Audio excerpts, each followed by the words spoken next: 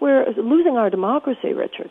You know, it's interesting what you were talking about Tom Paine, because it was not just Tom Paine, actually, it was the entire matrix of the founders who were laying claim not only to an extraordinary political vision, but to a philosophical vision. It was a moment in the philosophical evolution of the world, as well as the political evolution of the world, that we repudiated an aristocratic system.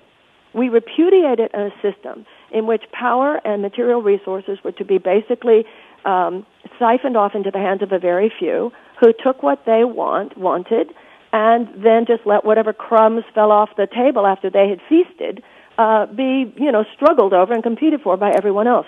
Now, we can call it a corporatocracy or plutocracy or oligarchy. I don't care what we call it. But I think we need to awaken to the realization that we have reverted to an aristocratic system. We repudiated an aristocratic system 200 years ago, and it is time to repudiate it again. We must disenthrall ourselves.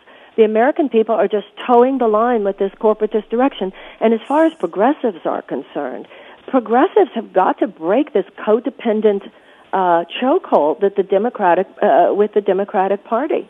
You know, progressives are looked to by the Democratic, and I'm a lifelong Democrat, but I can't toe this line with the corporatist direction of either major party anymore. Progressives, the Democratic Party comes to progressives every time there's an election and then ignores them until the next one. When are we going to get this? What is going to motivate the Democratic Party to get its soul back if not enough people who say, you lost me, guys? We need some Paul Wellstone. If you stand for the Democratic part of the Democratic Party, that's why, to me, I look to someone like Bernie Sanders. Bernie Sanders is an independent, but he votes more like a Democrat than many Democrats do. And I've said to many people who say what you just said, could you get elected?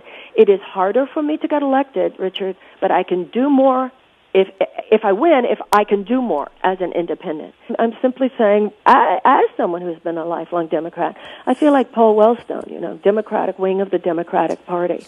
And the freeze-out that you are referring to here is part of the problem. You can see right here what's happening here. How will there ever be fundamental change if we are looking to an institution that is so fundamentally tied to the status quo in order to effectuate that change? Abolition did not come from a major party. Women's suffrage did not come from a major party. Civil rights did not come from a major party. These are people's movements that get enacted by parties secondarily. And we need that now. This chokehold that the two parties have on the system is unhealthy for our democracy. It's sucking all the oxygen out of our public discourse. And we must disenthrall ourselves of the idea that we have to filter all of our political ideas through either party. That's why neither party, including the Democrats, are bringing up drones, are bringing up our mass incarceration rate, which is higher than any country in the world, with an African-American man having a 1 in 3 lifetime probability of incarceration. Not a major political party, continuing the Democrats, is really talking about the fact that we have 1 in 5 American children living in poverty and food insecure. Not hungry. They use food insecure now because a lot of these obese children are actually malnourished.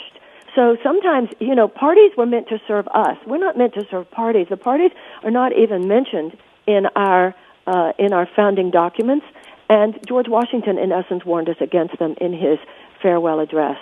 The conversation around a more enlightened worldview, a more integrative and holistic approach to life, is now baked into the cake, Richard. This is not a fringe conversation. I think it makes you look fringe today if you're not involved in that conversation. I mean, it's already transformed our mainstream impulses towards business, towards health and healing, towards spirituality. So the fact that it's in a way new to politics, that someone is having the radicalism to point out that we are more than economic creatures, I'm hoping that the people of District 33 see through the ruse.